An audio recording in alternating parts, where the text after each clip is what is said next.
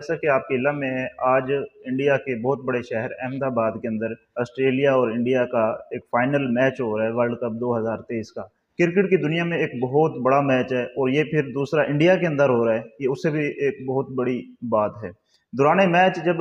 Virat Kohli batting کے لیے آئے تھے تو تھوڑی دیر کے بعد ایک نوجوان لڑکا جس نے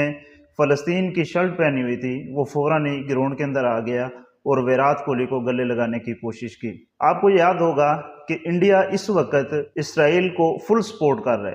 اور جو انڈیا کی عوام ہے یا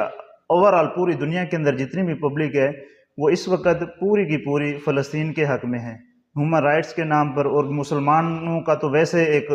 دینی تعلق ہے فلسطینی مسلمانوں کے ساتھ۔ اوورآل آپ پوری دنیا کے اندر بھی دیکھیں تو پوری دنیا کے جو لوگ ہیں وہ ہیومن رائٹس کے نام پر، یعنی انسانی جانوں کا ضیاع ہو رہا ہے، تو اس نام پر وہ پوری کی پوری دنیا ہے، اگرچہ ان کا تعلق کسی بھی ریلیجن کے ساتھ ہے، فلسطین